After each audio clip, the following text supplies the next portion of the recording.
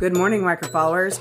Raccoon Kim 1 has a wonderful question we're going to cover this morning. So grab yourself a cup of coffee and let's talk about, can you keep chicken, pheasant, and peafowl together? Let's go.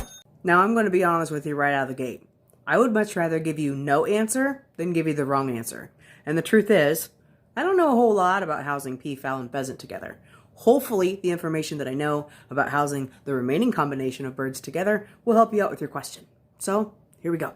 Let's start with raising chicken and pheasant together. Now, it's important to recognize that pheasant are a game bird and chicken are a domestic bird, meaning primarily that game birds will run on fight or flight, whereas chickens are a domestic bird and over the course of years have learned to depend on and trust humans. Unfortunately, with pheasants running on fight or flight mode, it makes them more susceptible to anxiety attacks. And because they're particularly picky about how much space they have to roam, when a pheasant feels overcrowded, you run into things like pecking and fighting, casualties, and even cannibalism. So it's absolutely vital that you pay extra attention to how much space they have to intermingle with chickens. Where that starts getting complicated is chickens you can free roam. Generally, pheasants you cannot.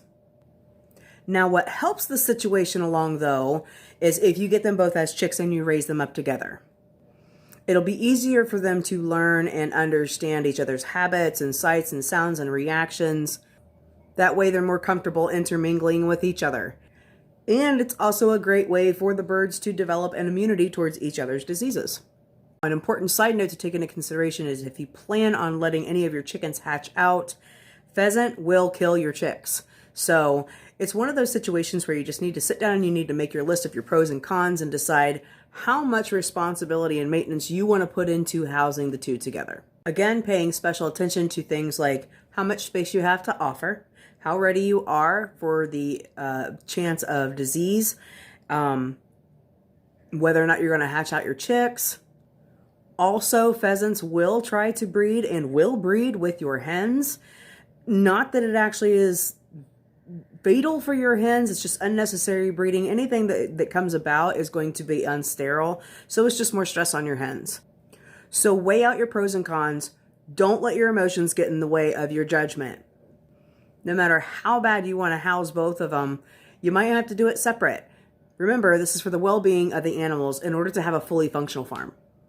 Okay, so moving on to chicken and peafowl, which is really crazy to me because there's actually a much higher success rate with keeping chicken and peafowl together versus pheasant and chicken, and I personally believe this is why.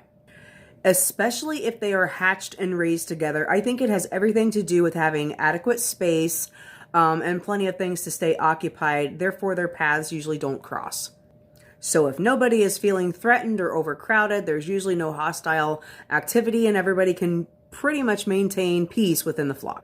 You still have concerns like your diseases, blackhead and coryza specifically, but for the most part, as long as you're talking about free ranging, the coexistence between chickens and peafowl has been quite a success. I think the best advice that I can give you when considering the coexistence between species is to take each species as an individual instead of a whole livestock.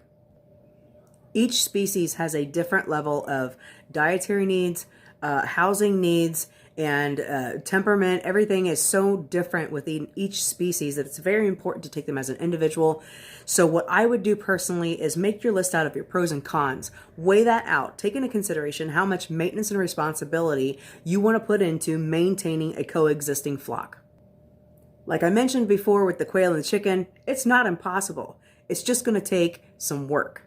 So, Raccoon Kim 1, thank you so much for your question. I hope that helps out a little bit. If not, please don't hesitate. Ask more questions in the comments or shoot me a DM. I will do my very best to make sure you get the information that you need. And as always, thank you, micro followers, for all your support. Have a super duper day, and I'll see you next time.